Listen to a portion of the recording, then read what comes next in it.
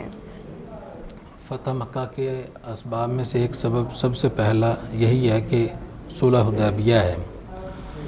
صلح حدیبیہ کے اندر ایک شرط رکھی گئی تھی، یہ معاہدہ ہوا تھا قریش مکہ اور حضور علیہ الصلوۃ والسلام کے درمیان کہ دونوں کی طرف سے 10 سال کے لیے پابندی لگا دی گئی تھی کہ نہ یہ لڑائی کریں گے اور نہ ہی وہ لڑائی کریں گے، حضور علیہ الصلوۃ والسلام اور قریش مکہ۔ اور پھر ایک شک اس کے اندر یہ تھی کہ جو ان دونوں کے حلیف ہوں گے،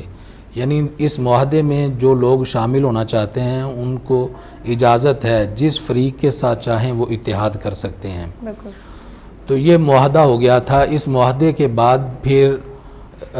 بنو خزاعہ نے حضور علیہ الصلوۃ والسلام کے ساتھ اتحاد کر لیا تھا، آپ کے ساتھ شامل ہو گئے تھے،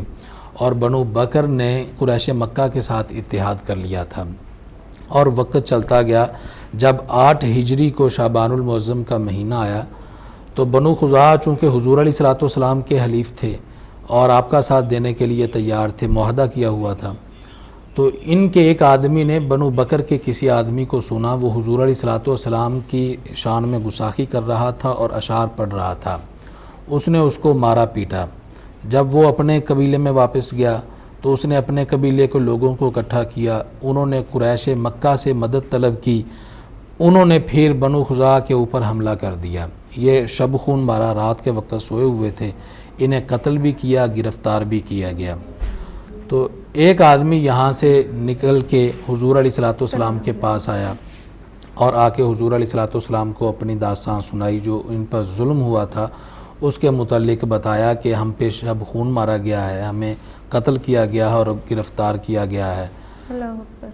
تو پھر حضور علیہ الصلوۃ والسلام نے جب یہ ساری بات سنی تو اس وقت آپ نے فرمایا کہ میں تمہاری مدد کے لیے آ رہا ہوں۔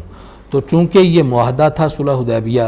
کہ ان دونوں کے جو ساتھی ہوں گے ان سے بھی لڑائی نہیں کی جائے گی، انہیں بھی قتل نہیں کیا جائے گا، تو جب یہ قریش مکہ نے اپنا عہد توڑ لیا، معاہدہ توڑ لیا، تو حضور علیہ الصلوۃ والسلام نے پھر ان کی مدد کرنے کا فیصلہ فرما لیا۔ اس کے بعد ابو سفیان آیا اور حضور علیہ الصلوۃ والسلام کو قائل کرنے کی کوشش کی ہے کہ اس معاہدے کے اندر توسیع کر دی جائے، مدت کو بڑھا دیا جائے، لیکن سرکار دو عالم نور مجسم صلی اللہ علیہ وسلم نے اس کی کوئی بات نہیں سنی۔ بڑی کوشش کی ہے لیکن آپ علیہ الصلوۃ والسلام نے نہ اس کی بات کو سنا ہے، نہ معاہدے کے اندر توسیع کی گئی ہے۔ تو بنیادی سبب یہی ہے کہ صلح جو حدیبیہ تھی اس کے معاہدے کو انہوں نے توڑا تھا، جس کے نتیجے میں یہ غزوہ